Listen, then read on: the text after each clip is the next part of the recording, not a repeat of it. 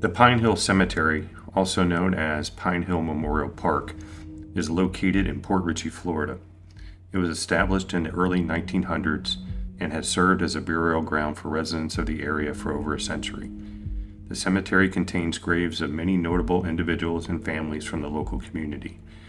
As with many cemeteries, its history is intertwined with the history of the community it serves, reflecting the culture and demographics over time.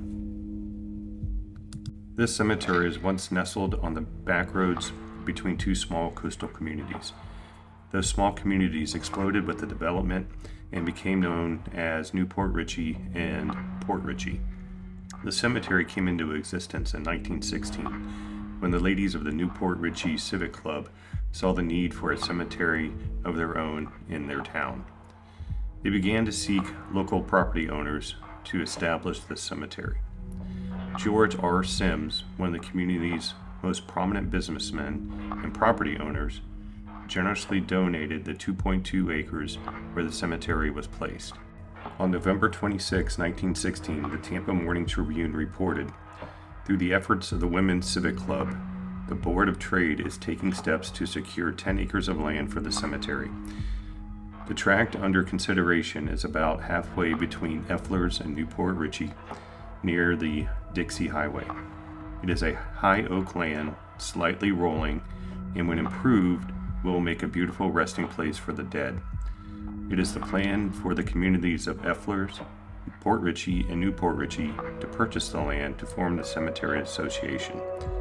Committees are being appointed to complete the plans to incorporate this association." A notice in the Dade City Banner of October 5, 1917, stated that an application would be made to Judge O.K. Reeves on November 5, 1917, for a charter incorporating the Pine Hill Community Cemetery Association. The women listed on the original charter members were Minnie Borosma, Lonnie Clark, Alice Davis, Jenny Leach, Emma Rohan, and Nettie Sheldon. On March 27, 1919, the Port Richey Press reported that the Cemetery Association called a meeting to discuss and devise means for putting the cemetery area into a proper condition. The association stated that their cemetery property needed to be cleared and fenced. They also discussed the plots needing to be laid out with stakes at each corners for the later purpose of locating and identifying them.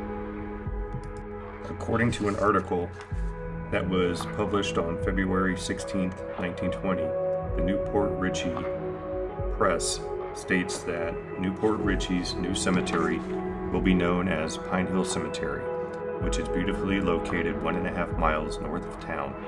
Mr. Randolph and one other party, whose name is ineligible, on the article surveyed the 2.5 acre plot. The article states that soon lots and driveways will be put in. The article also states that Mrs. J.H. Moran was the president of the Cemetery Association at that time. There are several other articles later printed announcing the group gathering and cleaning the cemetery on a regular basis. There were funds collected for this purpose. On May 15, 1926, the cemetery property was deeded to the city of New Port Richey. At this point, the cemetery's maintenance became the responsibility of the city of New Port Richey, along with the help of family members of the deceased. It still remains this way today. On June 6, 1930, the New Port Richey Press reported, "An inquiry elicited the information from Councilman A.J. Pauls, who is in charge of the cemetery, that the first person buried in the Pine Hill Cemetery was one C.E. Friel, a federal soldier in 1917. Since then, they were buried in what's known as the Soldier's Plot, along with others: Moses Gray, Hiram Seeley, John Dalby, Alan B. Fleckler, S.B. Davis, and J.B. Huff. In addition, they wish to learn about the history of Moses Gray and the private family plots of Benjamin Garrett, John O. Humphrey, and John W. Gurney. At present, there are but 2 stone markers in the soldier's plot. The government furnishes these stones free upon the identity of the soldier and his service to the United States being proven. Councilman Pauls is anxious to learn the war history of Moses Gray, C.E. Friels, and John Dalby, and would appreciate any information given, or he would like to be put in touch with any of their friends or family. For many years, this cemetery suffered at the hands of numerous vandals, and what the vandals didn't get, the lawnmowers did. There are a number of unmarked graves in the cemetery, many that at one time had temporary metal markers for them. The cemetery has been recently cared for and is in much better condition than in those past days. There are still many signs of neglect, however, that can be seen throughout because of unmarked graves and broken headstones. There are many establishing members of the cities of New Port Richey and Port Richey interred here, making it a historic cemetery. This is one of the few cemeteries in Pasco County that contains no burials for Confederate soldiers. However, the cemetery does include more than 10 Union soldiers that are interred here.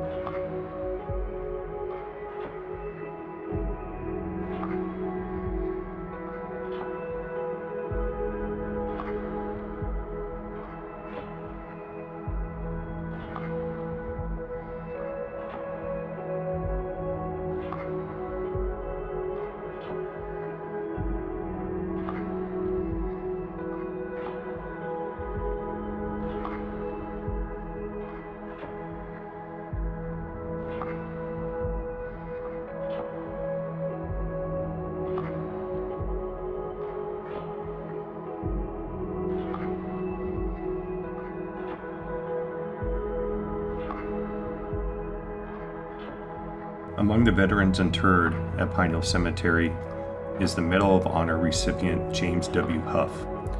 James was born in either Washington County or Washington Township, Pennsylvania, circa February 2nd, 1840 to 1843. The exact location and dates of James's birth isn't clear because there are conflicting records on both. According to service records during the Civil War, James W. Huff enlisted in the Van Buren, PA, with the 85th Pennsylvania Infantry on November 14, 1862. He was transferred and served with Company L of the 4th Regiment, U.S. Artillery, Regular Army. However, it was not this service that he received his Medal of Honor for. After his Civil War service, James enlisted as a sergeant with Company L of the 1st U.S. Cavalry. In 1873, after Brigadier General George Crook became commander of the Department of Arizona in 1871, he undertook a series of winter campaigns by small detachments which were to pacify the region by 1874. In the years that followed, the Indian Bureau's policy of frequent removal created new dissatisfaction among the Apaches. Dissident elements went off the reservations. They were led by Chato, Victorio, Geronimo, and other chiefs, and raided settlements along both sides of the border, escaping into Mexico or the United States as circumstances dictated. It was during these winter campaigns that James W. Hough was injured.